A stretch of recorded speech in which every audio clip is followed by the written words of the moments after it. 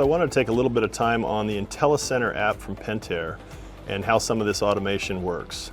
So I've actually taken you through my own pool here. I've got quite a few systems to go through, so it's a pretty good pool to look at how vast and how complicated this can be, but most of our pools are a little bit simpler and easier to maintain.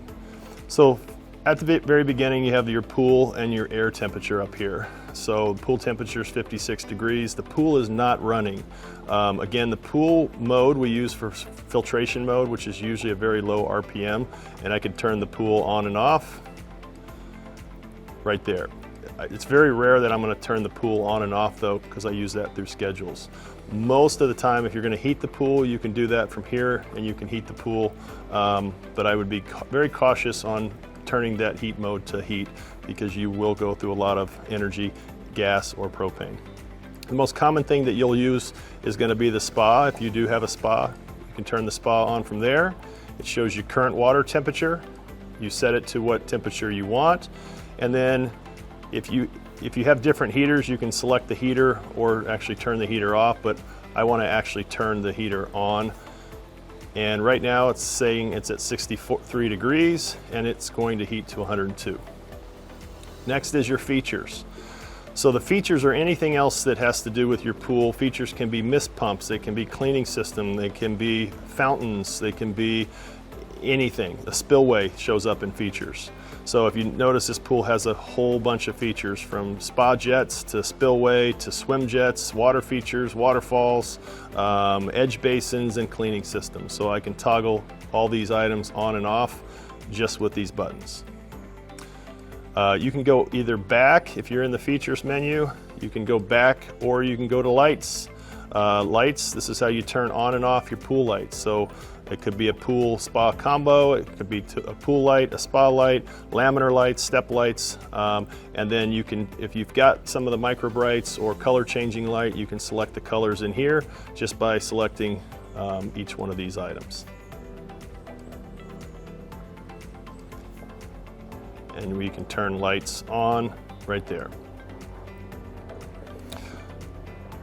We can then go to chemistry. Most of our pools, the IntelliChem or chemistry control system is not installed, but on some of our projects, if you've chosen for the IntelliChem system, you can actually get a sneak peek at your pH and your ORP levels. The tank levels for the acid, if you're using acid to control pH, or chlorine to control the ORP, which is how active chlorine is in your pool. This actually gives a water balance, so some of our previous training on LSI, this is the LSI rating for this pool, and you have to manually enter in alkalinity, calcium hardness, and cyanuric acid.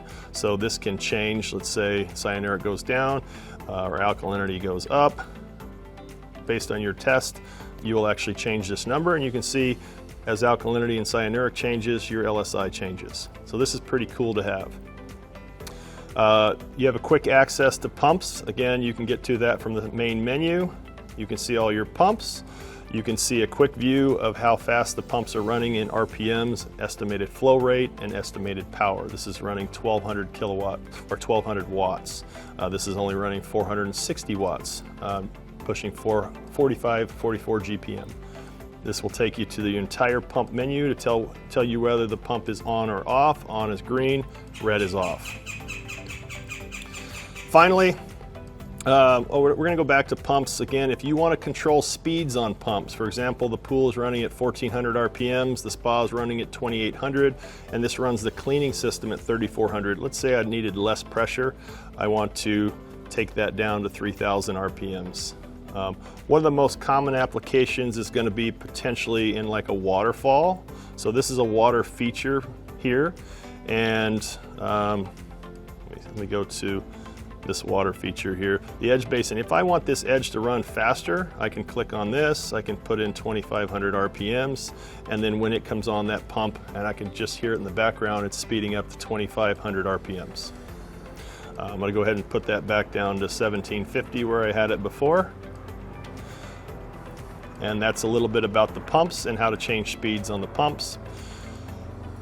Finally, charting and history of your pool. This should be able to show you The last couple of days up to a month, it shows you pool temperature, spa temperature, pH value, ORP value.